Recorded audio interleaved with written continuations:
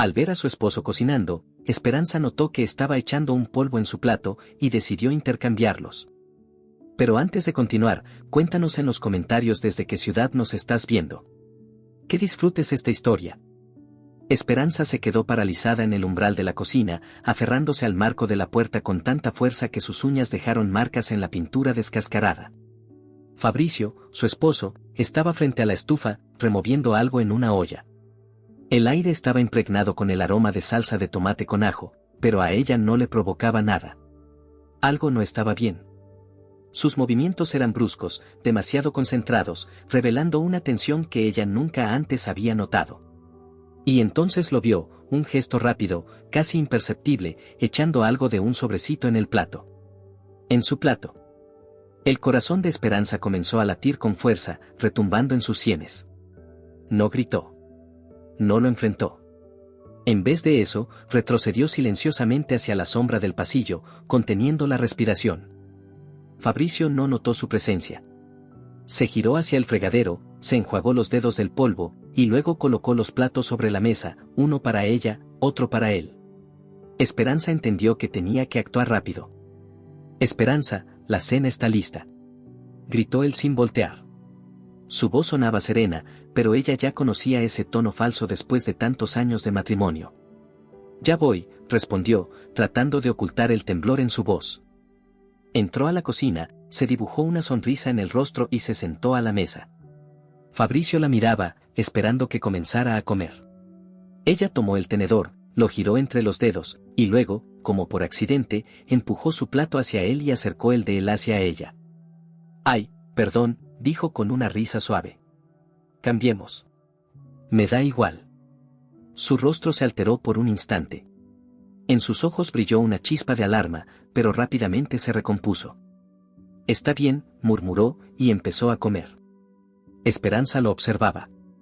Cada bocado. Cada sorbo. Y esperaba. Todo había empezado con detalles pequeños. 3 semanas atrás, Esperanza regresó del trabajo agotada, con los pies adoloridos, y le pidió a Fabricio que lavara el plato después de cenar. Él resopló, lanzó el tenedor sobre la mesa y se fue a la sala a encender el televisor. No era la primera vez, pero esa noche, algo dentro de ella se quebró. Le gritó que no pensaba ser su sirvienta. Él le respondió con desprecio y la llamó histérica. Desde entonces, la grieta entre ellos no hizo más que crecer. Fabricio nunca fue el esposo ideal. Calcetines tirados por toda la casa, botellas de cerveza vacías sobre la mesa del salón, y esa costumbre de desaparecer en casa de su madre sin previo aviso, Esperanza se había acostumbrado a eso. Pero en los últimos meses, él había cambiado. Se había vuelto más frío, más calculador. Ella notaba cómo evitaba mirarla a los ojos, cómo le temblaba la voz cuando mentía sobre dónde había estado. Y luego le habló del dinero. Ese fue su error. Sus padres le habían abierto una cuenta a su nombre cuando era joven, para sus estudios o para algo importante en el futuro. Esperanza había estado ahorrando durante años, soñando con tener su propio departamento o con darles a sus futuros hijos un buen comienzo en la vida. No pensaba gastar ese dinero en tonterías. Pero cuando lo mencionó con la esperanza de recibir apoyo, el rostro de Fabricio se transformó por la rabia. «¿O sea que no confías en mí?», ladró. «¿Guardas tu dinero en secreto mientras yo me parto el lomo aquí?». «No es un secreto. Es para nosotros, para el futuro», intentó explicar ella, pero él ya no la escuchaba. Agarró su chaqueta y se fue a casa de su madre, cerrando la puerta con un portazo tan fuerte que las ventanas vibraron. Regresó 2 días después, silencioso y hosco. Pero Esperanza lo sintió, algo había cambiado. La manera en que la miraba era diferente. Como si fuera un estorbo. Esperanza recordaba seguido cómo se conocieron. 3 años atrás, su amiga Inés la arrastró a un club nocturno lleno de gente y ruido. Inés buscaba a un tipo con quien había peleado, y le rogó a Esperanza que la acompañara. Ella aceptó, aunque odiaba la música fuerte y las multitudes ebrias. Mientras se abrían paso entre la gente, Inés, moviendo los brazos al hablar, golpeó sin querer a un hombre con el codo. Él se giró, frotándose la mejilla, y Esperanza se congeló, esperando un escándalo.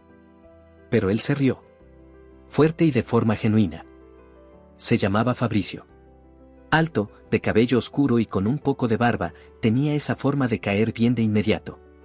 Hizo un chiste sobre el golpe de Inés y luego miró a Esperanza. ¿Eres su guardaespaldas?, preguntó sonriendo. No, solo una rehén de las circunstancias, contestó ella, y él volvió a reír. Al final de la noche le pidió volver a verse. Esperanza le dio su número, sin esperar gran cosa. Pero él la llamó al día siguiente.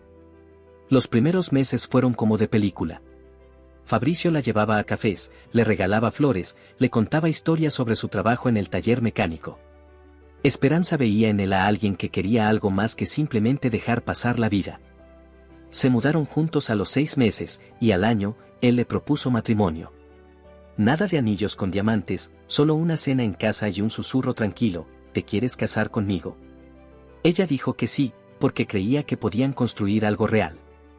Pero la realidad se coló en sus vidas como un viento helado por las grietas de una casa vieja, destrozando las frágiles ilusiones de Esperanza sobre un matrimonio feliz. Fabricio, que alguna vez le pareció un hombre con sueños, pronto mostró su verdadero rostro y se volvió cada vez más perezoso. Sus calcetines quedaban tirados en las esquinas, las botellas vacías de cerveza se amontonaban en la mesa como monumentos a su apatía, y los platos sucios en el fregadero se convertían en un reproche silencioso a la paciencia de ella. Al principio, Esperanza lo justificaba con el cansancio.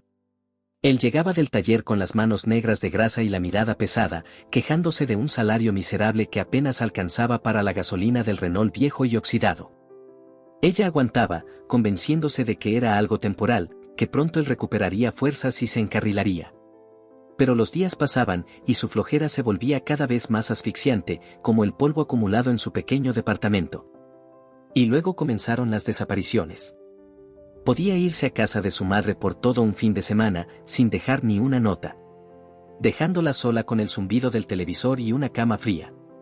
Volvía igual de callado, con cara agria y las manos vacías, como si su angustia no valiera una explicación.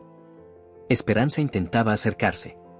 Le pedía que al menos le mandara un mensaje corto: estoy con mi mamá, vuelvo el domingo. Pero él se burlaba. ¿Qué pasa? ¿Eres mi carcelera ahora? Sus palabras cortaban como vidrios rotos, y ella empezó a sospechar que detrás de esas ausencias había algo más. Quizás deudas. Él ya había insinuado que ni su sueldo alcanzaba para comer. Quizás otra mujer. Ella encontraba recibos arrugados de bares que él jamás mencionaba. Pero no tenía pruebas. Solo sombras de duda que crecían cada día, como moho en las paredes húmedas de su hogar. Todo cambió después de que ella le contó sobre el dinero. Sus ahorros, esa cuenta que sus padres habían abierto para ella cuando era adolescente, eran su orgullo secreto. Había estado guardando cada centavo durante años, renunciando a zapatos nuevos, a vacaciones, trabajando horas extra en una oficina donde el olor a café se mezclaba con el zumbido de las impresoras. Ese dinero era su seguro, su sueño de tener un lugar propio, un futuro donde no tuviera que contar cada peso. Se lo contó a Fabricio en un momento de sinceridad, esperando que lo entendiera, que viera en eso una oportunidad para los dos. Pero su rostro se torció como si lo hubieran golpeado. ¿Así que no confías en mí?, gritó, arrojando una botella de cerveza contra la pared. El vidrio estalló con un sonido ensordecedor, dejando una mancha pegajosa en el papel tapiz. Su voz temblaba de rabia. Yo me mato ganando unos cuantos pesos, cargando fierros hasta que me sangren las manos, y tú escondes tus millones. No son millones, Fabricio, respondió ella, tratando de mantener la calma aunque su corazón latía con violencia. Es para nosotros. Para el futuro. Para los hijos, si algún día los tenemos. ¿Futuro? Dio un paso hacia ella, y en sus ojos apareció un brillo peligroso. ¿Qué futuro, Esperanza? Yo me estoy ahogando todos los días, y tú sentada en tu trono de billetes. ¿Tienes idea de lo que siento al no poder darte nada? Esa misma noche se fue a casa de su madre, cerrando la puerta con tal fuerza que las ventanas volvieron a temblar. Esperanza se quedó en medio de la sala, mirando los pedazos de la botella en el suelo y sintiendo cómo sus esperanzas se desmoronaban junto con ellos. Regresó 2 días después. Callado. Los ojos rojos, olor a alcohol. Pero algo dentro de él se había roto. Su mirada era otra, fría, calculadora. Como la de un depredador esperando el momento justo para atacar. Desde entonces, Fabricio cambió. Ya no gritaba. Ya no lanzaba cosas por la casa en arrebatos de furia. Empezó a manipular. Lentamente, con astucia, como el veneno que gotea en un vaso sin que se note. Su bajo salario se convirtió en su principal argumento, en su excusa, en su arma. Caminaba por el departamento encorvado, suspirando fuerte, dejando caer frases que le helaban la sangre a Esperanza. Necesitamos un coche, Esperanza, decía una noche, sentado en el sofá, con otra botella de cerveza en la mano. Uno de verdad, no ese cacharro oxidado. Todos los días llego tarde al trabajo porque se apaga. Pronto me van a correr. ¿Y entonces qué? No podemos tocar los ahorros, respondía ella, apretando los puños bajo la mesa. Ese dinero no es para eso. ¿No es para eso? Se burlaba, y en su voz sonaba una amargura cortante. ¿Entonces para qué es? ¿Para qué te sientes a mirar cómo me pudro en esta pocilga? Yo me mato por los dos, ¿y tú? Ni siquiera mueves un dedo para ayudarme. Al día siguiente, cambió de estrategia. Por la mañana, mientras ella preparaba café, se acercó por detrás y puso su mano pesada sobre su hombro. ¿Sabes lo bonito que sería irnos a algún lugar? Su voz se volvió suave, casi suplicante. Aunque sea una semana. Estoy volviéndome loco en ese trabajo. Si tuviéramos dinero, descansaría, volvería con más energía. Pero si sigo así, me voy a romper, Esperanza. ¿Eso quieres?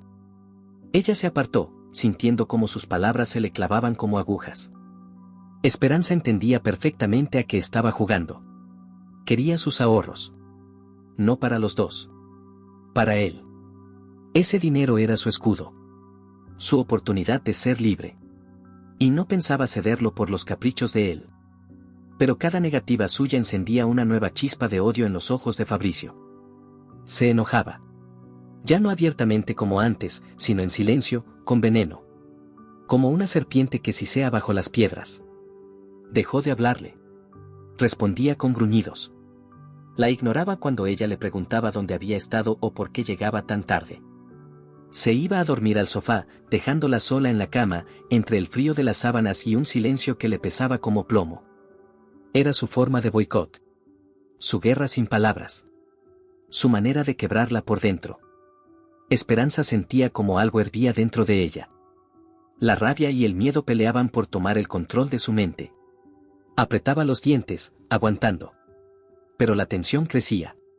Como una tormenta antes del rayo. Una noche, no aguantó más. Estaban en la sala, rodeados del caos habitual, botellas vacías, colillas de cigarro, periódicos arrugados. Fabricio estaba sentado en el sofá, mirando el televisor donde un comentarista deportivo gritaba sin parar. Esperanza dio un paso al frente, la voz le temblaba por la rabia contenida. Eres un egoísta, Fabricio, dijo. Las palabras salieron como un disparo. Te importa un carajo lo que yo sienta, lo que tengamos. Solo piensas en ti, en tus caprichos. Yo. Para ti solo soy una billetera, ¿no? Él giró lentamente la cabeza hacia ella. Sus ojos eran fríos como el hielo del invierno. Se puso de pie, imponente frente a ella. En su mirada se asomó algo oscuro. Casi animal. ¿Y tú crees que eres mejor que yo? Escupió con veneno. Sentada en tu montaña de dinero como un maldito dragón, mientras yo me ahogo cada día. Me rompo el lomo por unas monedas, Esperanza, y tú ni frunces el ceño para ayudarme. ¿Y si la egoísta eres tú? ¿Y si tú eres la que me odia? Sus palabras la golpearon como una bofetada. Se quedó sin aire, sintiendo las lágrimas quemarle los ojos. Pero no las dejó salir. Se dio media vuelta y se encerró en el dormitorio, cerrando la puerta con tanta fuerza que el marco tembló. Se recostó contra la pared, respirando con dificultad. Y por primera vez en mucho tiempo, pensó, no puedo seguir así. Esa noche no durmió. Miró el techo durante horas, como si las grietas fueran un mapa de su vida rota. Y entendió que su matrimonio era una jaula. Y que tenía que salir de ahí. Esa misma noche, ella se sentó a la mesa, mirando cómo Fabricio comía del plato. Su plato. Él no sabía que ella los había cambiado. Esperanza revolvía la comida con el tenedor, fingiendo comer. Y esperaba. Pasaron 5 minutos. 10. Entonces lo notó. sus movimientos se volvieron más lentos. El tenedor le temblaba en la mano. Parpadeó, se frotó los ojos, como si intentara quitarse el sueño de encima. ¿Estás bien?, preguntó ella, esforzándose por sonar natural. Sí, solo estoy cansado, murmuró él. Su voz era arrastrada, casi sin fuerza.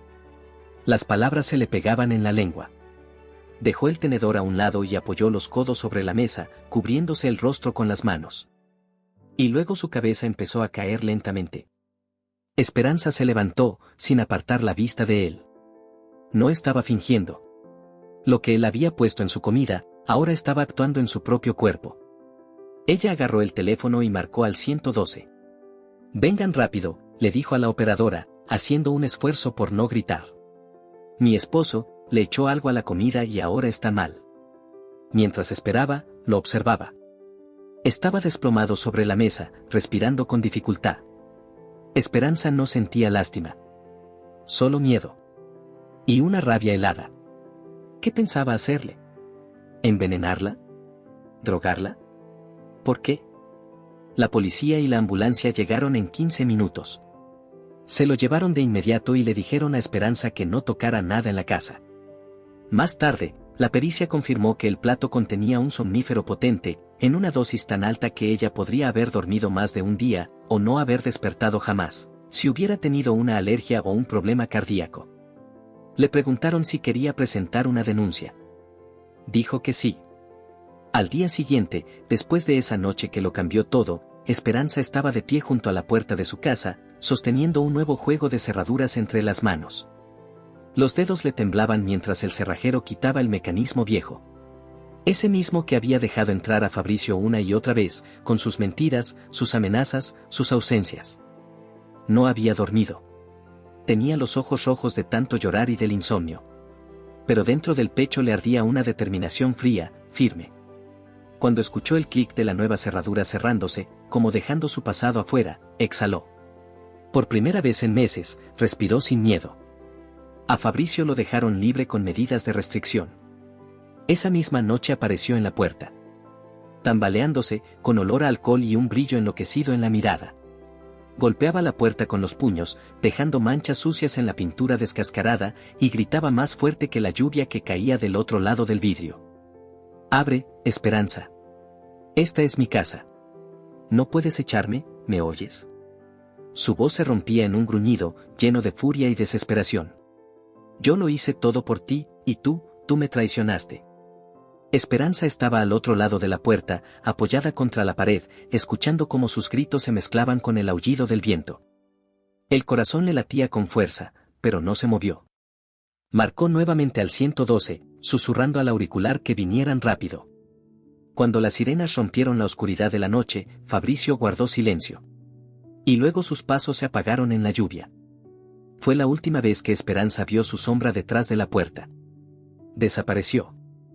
Los vecinos susurraban que había vuelto con su madre, a su casa destartalada en las afueras de la ciudad, donde el viento silbaba entre las rendijas y el techo goteaba con cada lluvia. Pero los rumores sobre él le llegaban a Esperanza como retazos de una pesadilla. Decían que había perdido su trabajo en el taller mecánico, lo despidieron por presentarse ebrio y estrellar el auto de un cliente mientras intentaba repararlo. Que empezó a pedir dinero prestado a conocidos. Que vagaba por los bares donde ya lo conocían como escandaloso. Y que una noche se peleó con un guardia de seguridad y salió con la nariz rota y la reputación hecha trizas. Su madre, enferma y agotada, lo echaba de casa. Pero él regresaba una y otra vez, como un perro apaleado. Hasta que, un día, simplemente desapareció.